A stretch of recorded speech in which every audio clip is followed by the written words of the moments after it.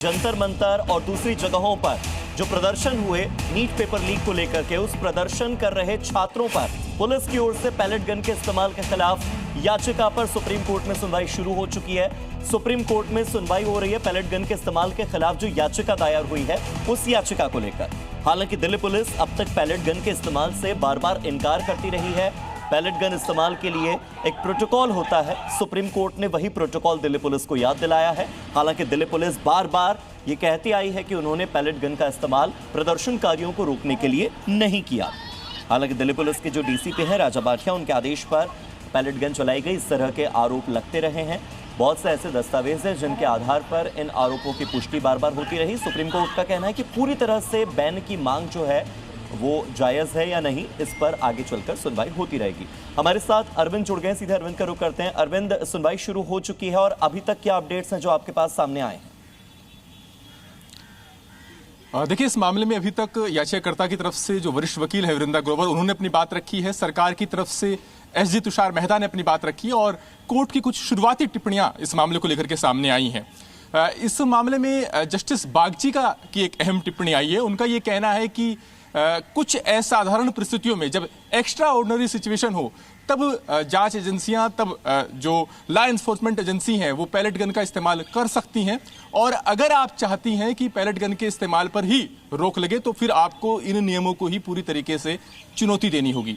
Chief justice ने लेकर एक और महत्वपूर्ण बात कही है। चीफ जस्टिस ने कहा है कि बजाय इसके कि आप पैलेट गन के इस्तेमाल पर पूरी तरीके से रोक की मांग करें, बेहतर यह होगा कि आप पैलेट गन के इस्तेमाल के लिए एक प्रोटोकॉल तय किए जाने की मांग करें। यानी ये निर्धारित हो कि किन परिस्थितियों में ही पैलेट गन के इस्तेमाल की इजाजत होगी। सरकार की ओर से एसजी तुषार मेहता ने अपनी बात रखी है।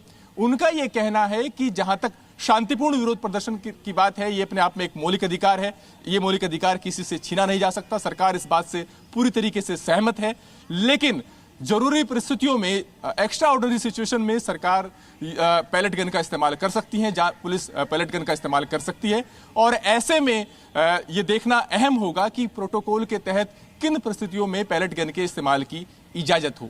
यानी शुरुआती जो चर्चा हुई है वो इस बात पर केंद्रित रही है कि बजाय इसके कि पैलेट गन के इस्तेमाल पर पूरी तरीके से रोक लगे, ये निर्धारित करने की जरूरत है कि आखिर इसका प्रोटोकॉल क्या हो, किन परिस्थितियों में ही इसके इस्तेमाल की इजाजत हो।